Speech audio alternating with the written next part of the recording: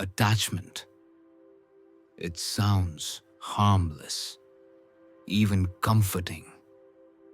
We attach to the people we love, the dreams we chase, the identity we build.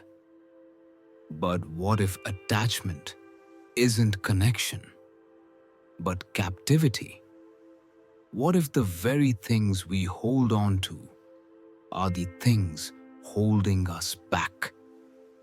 In this deep dive, we'll explore the invisible chain of the mind, how attachment forms, how it controls our behavior, and how to release what no longer serves us without losing ourselves in the process.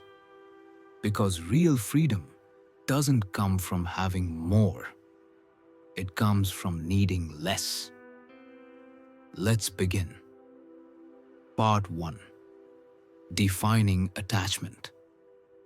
In Buddhist philosophy, attachment is the root of suffering. And not because desire is evil, but because clinging distorts reality. Attachment says, I need this to be okay. It turns preferences into prisons.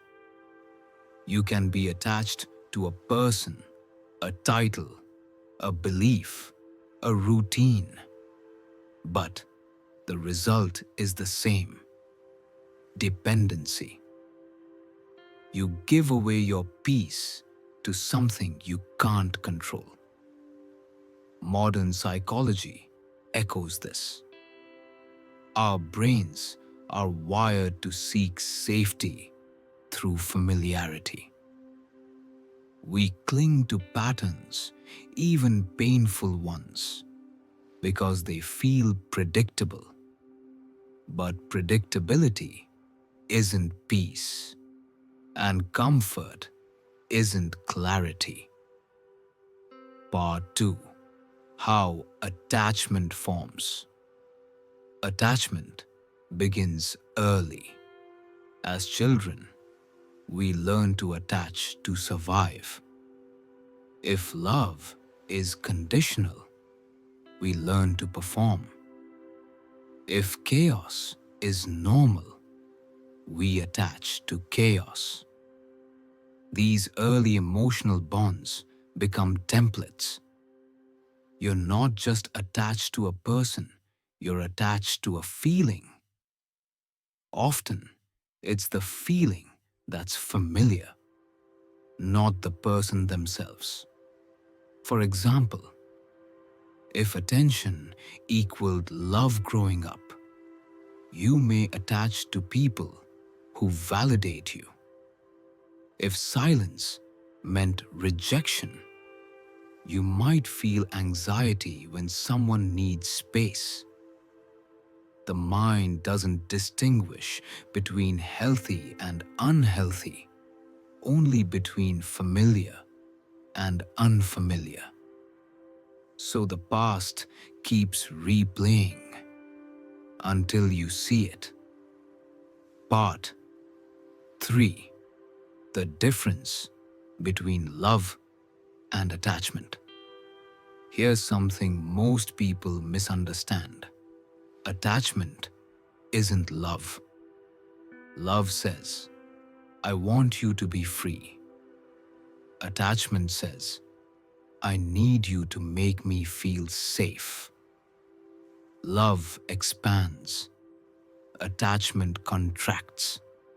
Attachment is fear disguised as affection. It fears change, fears loss, fears uncertainty. And so we grip and we suffocate the very thing we claim to care about. Relationships turn into roles. Passion turns into performance. Connection becomes control. Real love, the kind that transforms, can only exist when freedom is present. And freedom only exists where attachment ends. Part 4. Attachment to identity. We often think of attachment in relationships, but one of the most powerful chains is the attachment to self. I'm a leader. I'm a failure. I'm the smart one. I'm the black sheep. These identities, even the positive ones, can become cages. Because once we attach to a label, we begin to filter everything through it.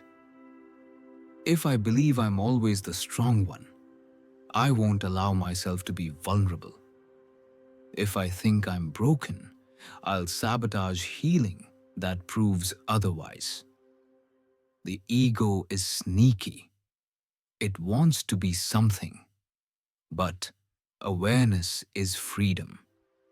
It's the space where you remember you are not your role.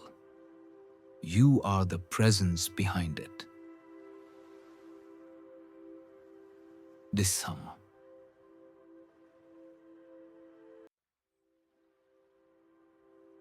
Part 5. Material attachment and the illusion of control. We also attach to things: money, status, success, routine. Not because we're greedy, but because the mind believes, if I have this, I'll be safe. And it works until it doesn't. Because everything outside of you is temporary.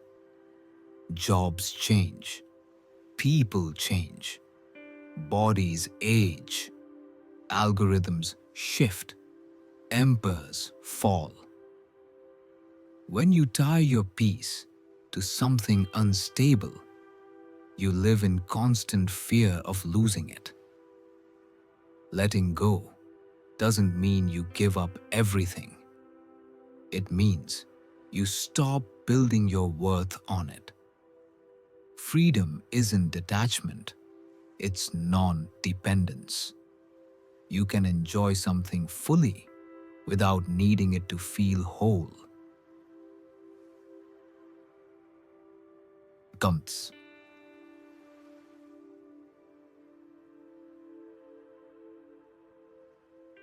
Part 6. The paradox of letting go. Here's the paradox. The more you cling, the more you suffer. The more you let go, the more you gain. Letting go feels like loss until you realize what you're losing was never truly yours. You can't lose love.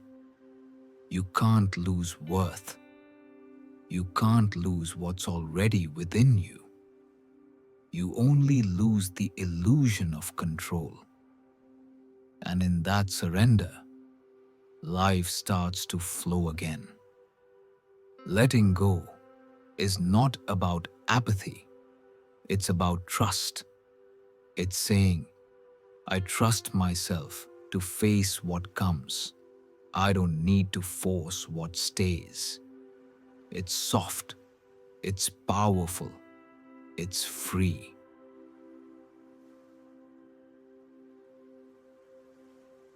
Part 7. How to unhook from attachment.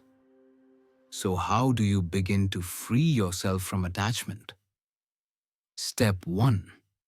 Name it. What are you afraid to lose? What story do you tell yourself if that thing disappears? Is it your identity, your security, your control? Step 2. Sit with the discomfort.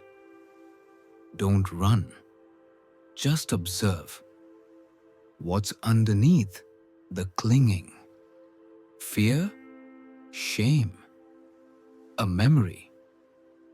Step 3. Separate fact from feeling. Just because something feels threatening doesn't mean it is. Learn to question the survival script. Step 4. Reconnect inward. Come back to breath, body, presence. You are safe in this moment.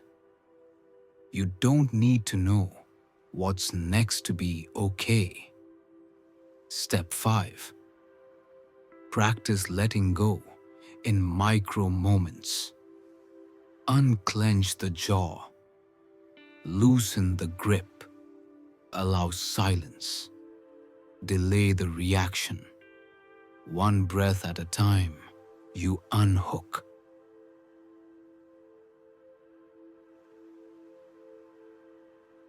Ending. You are not your chains. You were not born to cling. You were born to live, open, clear, and free.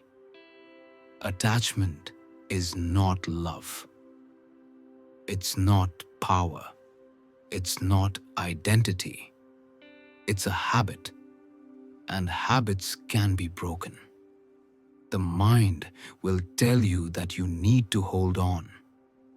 But the soul whispers, let go. Not because you're weak, but because you're finally strong enough to remember. You are not the chain. You are the awareness that breaks it.